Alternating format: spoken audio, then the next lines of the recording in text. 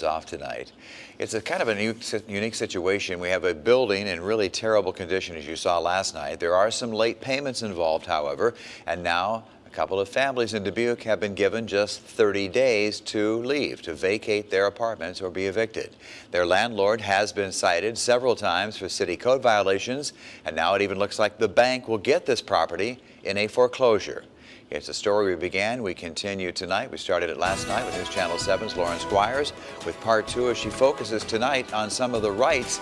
There are rights on both sides, but tonight we're going to focus on the rights of some of the renters. Tell us more. Well, Ron, as you said yesterday, we did speak with someone who lives in one of Kenneth Moore's buildings today. We got numerous phone calls and emails of people in this same situation. Renters have been told to make payments of rent to the bank, no longer giving the money to Mr. Moore. Still, a lot of tenants are getting 30-day notices to vacate the property. So tonight, we take a look at renters' rights to help you if you're in a situation like this. And I've had that agreement with him since I moved here. And I refused to pay rent for April because of the problems and they don't want to fix it. I paid it on time by the 5th every month. I have not yet received an eviction notice. 3 tenants, 3 different circumstances, 1 property manager. I have nothing to say. I won't say anything on anything. That's Vince Kilberg, who manages properties owned by Kenneth Moore. Delisa Fisher, Nicole Lammers, and Carissa Daniel all rent apartments from Moore. They live in 2 of 4 buildings up for auction on June 7th. Both Lammers and Fisher have received 30-day notices for late rental payments despite terrible living conditions. In a situation where maybe the housing is substandard, there's repairs that aren't being made, or the landlord is not paying the utility bills or something like that. A tenant does have options, but none of them are a quick remedy. But Iowa legal aid experts say not all notices are legitimate. In fact, all eviction notices must be delivered in person or via certified mail.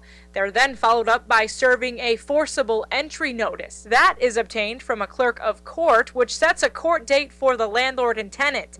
You know, tenants can do everything right and still be at the mercy of their landlord if the landlord does not live up to their responsibilities. O'Connor recommends all tenants pay rent on time and continue to pay rent despite living conditions. Also keep records of everything and get it in writing. Most importantly, she recommends you contact an attorney because every situation is different.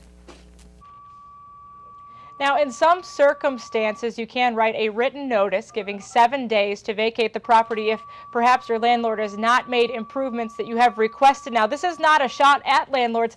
In fact, we learned it's difficult for landlords to actually apply for an eviction. It takes 2 to 3 weeks. They have to actually have a judge grant that in court. As you heard there in that story, it's also not cheap. When it's all said and done, court costs and anything else, it could be as much as $500 for a landlord to evict someone legally. Bottom line, the landlords I talk to say it is a lot of work.